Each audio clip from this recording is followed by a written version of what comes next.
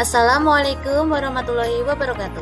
Perkenalkan, saya Yesika Wahyunidias, guru dari SD Negeri 2 Tumpukan, Kecamatan Karanggawa, Kabupaten Klaten. Saya adalah calon guru bergerak angkatan 9. Selama pendidikan saya didampingi oleh Ibu Siti Zulaiha sebagai fasilitator dan Ibu Nurul Rubina sebagai pengajar praktik. Kali ini saya akan menyampaikan pemahaman saya terkait koneksi antar materi modul 2.1 pembelajaran berdiferensiasi dengan modul-modul sebelumnya. Bagian pertama, perlu diingat kembali bahwa pembelajaran berdiferensiasi adalah kemasan pembelajaran yang bisa memenuhi kebutuhan belajar murid. Kita perlu ingat bahwa setiap murid itu unik, berbeda, dan memiliki karakteristik masing-masing.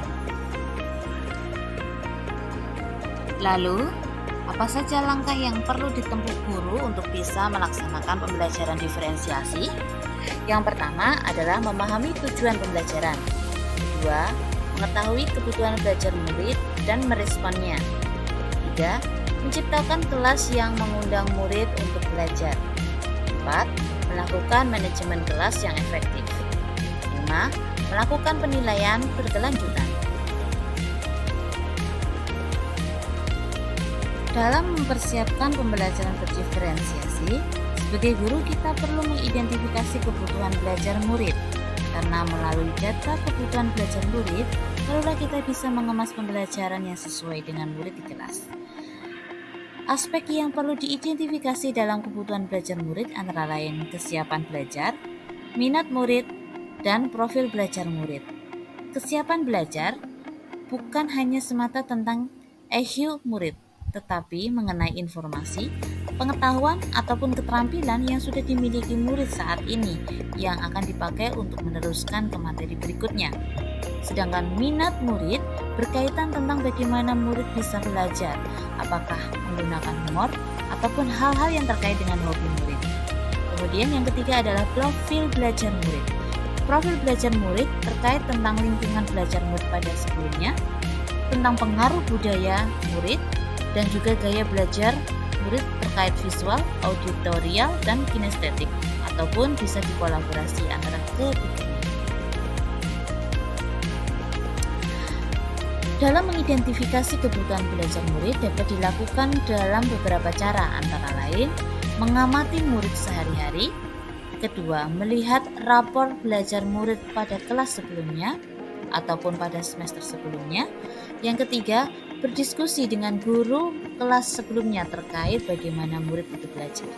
Keempat, mengidentifikasi melalui pengetahuan awal. Kelima, review dan refleksi praktek pengajaran selama ini. Yang terakhir adalah melalui penilaian formatif maupun diagnostik yang lainnya. Dalam pelaksanaan pembelajaran diferensiasi dapat dilakukan dalam beberapa strategi. Yang pertama, diferensiasi konten. Diferensiasi konten mengacu pada materi yang akan dipelajari oleh murid.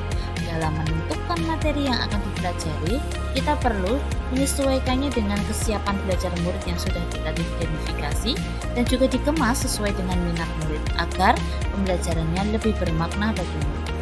Yang kedua, diferensiasi proses mengacu bagaimana murid akan belajar, disesuaikan dengan materi tentunya dan juga dikemas sesuai dengan minat dan profil belajar murid.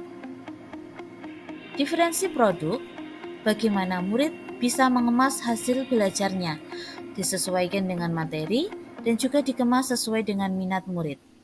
Kita sebagai guru mempersilahkan dan membebaskan siswa untuk bisa memilih bagaimana mereka akan mengemas hasil belajarnya terkait dengan minat dan kesukaan murid. Lalu, bagaimana koneksi pembelajaran di modul 2.1 dengan modul-modul sebelumnya?